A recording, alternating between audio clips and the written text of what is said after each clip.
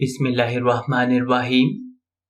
محترم سامعین کرام، آج کی یہ ویڈیو ان تمام افراد کے لیے جو شادی شدہ ہے اور جن کی شادی ہونے والی ہے ان کے لیے ایک بہت ہی انمول اور اہم ویڈیو ہے۔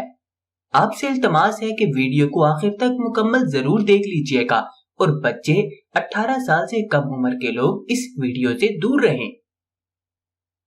عورت سے ہم بستری کا شرعی طریقہ کیا ہے؟ دونوں میاں بیوی باوضو ہوں اور پہلے دوائی جمع جیسے تقبیل، مس وغیرہ کے ذریعے عورت کو تیار کریں۔ جب جانبین سے شہوت پوری طرح ابھر آئے تو ہم بستری کا عمل شروع کریں اور بسم اللہ پڑھ کر یہ دعا پڑھ لیں: اللہم جنبنا الشیطان وجنب الشیطان ما رزقتنا۔ ماہواری کی حالت میں ہم بستری کرنا ناجائز ہے، اسی طرح پیچھے کے مقام میں کرنا سخت گناہ ہے۔ میاں بیوی کے تعلق سے کچھ ایسے مسائل ہیں جن کا جاننا ضروری ہے مگر وہ نہیں جانتے۔ کیوں؟ کیونکہ دینی کتاب ہم پڑھتے رہیں اور عالم سے پوچھنے میں شرم آتی ہے۔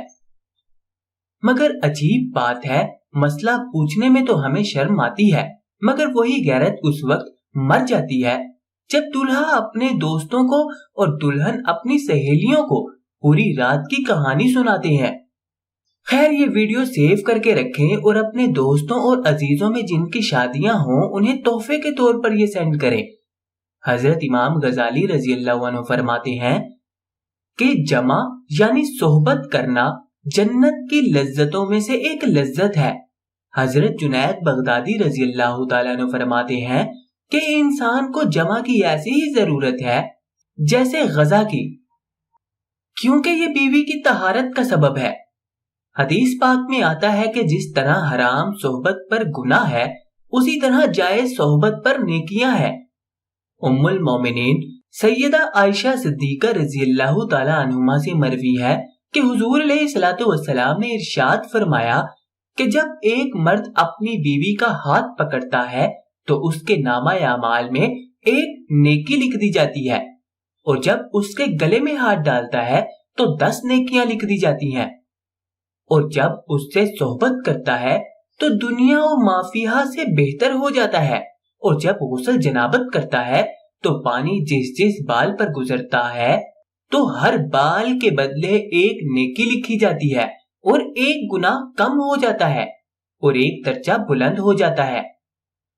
حضرت عبداللہ ابن مسعود رضی اللہ تعالی عنہ سے ایک شخص نے عرض کیا کہ میں نے جس لڑکی سے شادی کی ہے مجھے لگتا ہے کہ وہ مجھے پسند نہیں کرے گی، تو آپ فرماتے ہیں کہ محبت خدا کی طرف سے ہوتی ہے اور نفرت شیطان کی طرف سے، تو ایسا کرو کہ جب تم پہلی بار اس کے پاس جاؤ تو دونوں وضو کرو اور 2 رکعت نماز نفل شکرانہ اس طرح پڑھو کہ تم امام ہو اور وہ تمہاری اقتدا کرے، تو انشاءاللہ تم اسے محبت اور وفا کرنے والی پاؤ گے۔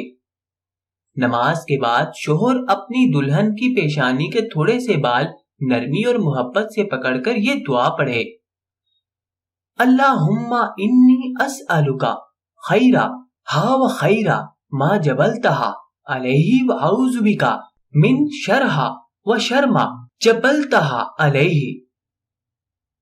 تو نماز اور اس دعا کی برکت سے میاں بیوی کے درمیان محبت اور الفت قائم ہوگی انشاءاللہ تعالی۔ جمع کے وقت بات کرنا مکروہ ہے، اس سے بچے کے توتلے ہونے کا خطرہ ہے۔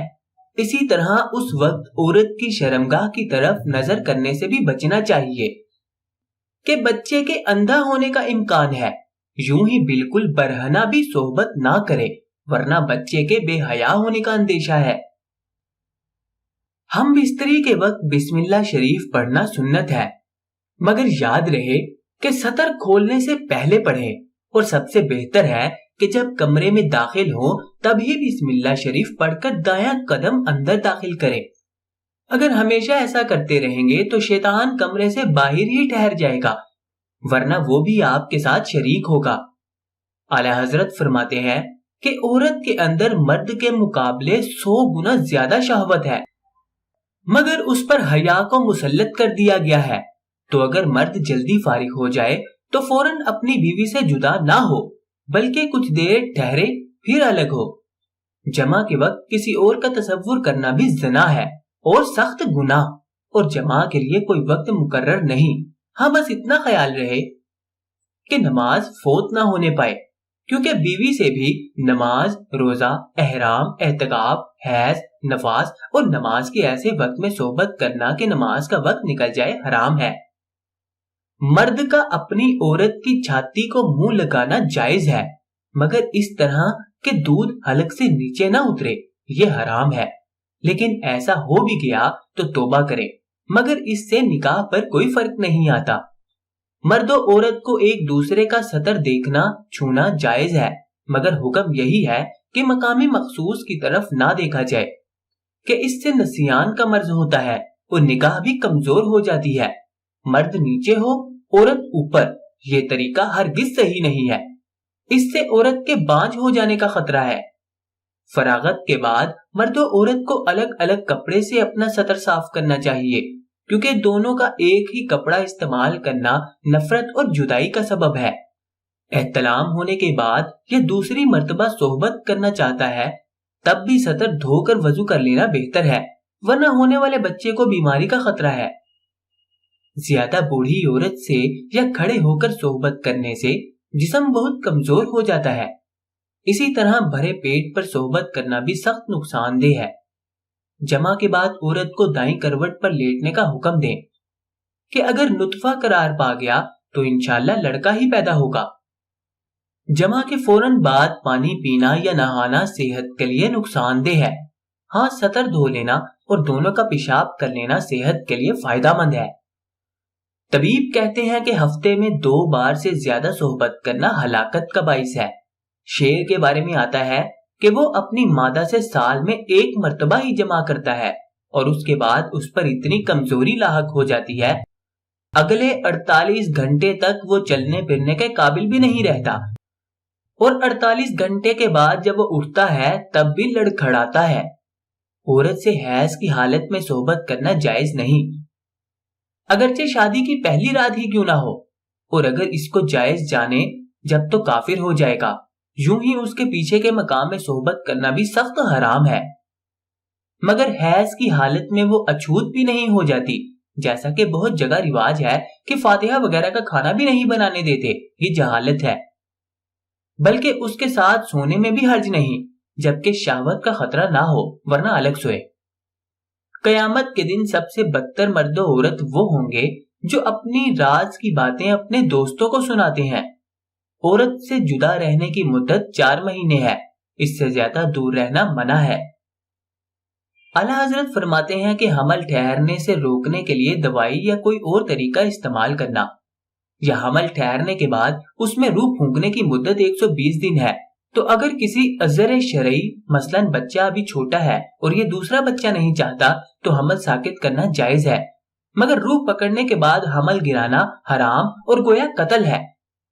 اگر تغرا میں قرآن کی آیت لکھی ہے تو جب تک اس پر کوئی کپڑا نہ ڈالا جائے اس کمرے میں صحبت کرنا یا برہنہ ہونا بے ادبی ہے۔ ہاں، قرآن اگر جزدان میں ہے تو حرج نہیں، یوں ہی قبلہ رو ہونا بھی منع ہے۔ جو بچہ سمجھدار ہو اس کے سامنے صحبت کرنا مکروہ ہے۔ کسی کی 2 بیویاں ہیں، اگرچہ اس کا کسی سے پردہ نہیں، مگر عورت کا عورت سے پردہ ہے، تو ایک کے سامنے دوسرے سے صحبت کرنا جائز نہیں۔ یاد رہے، پہلی رات خون آنا کوئی ضروری نہیں ہے۔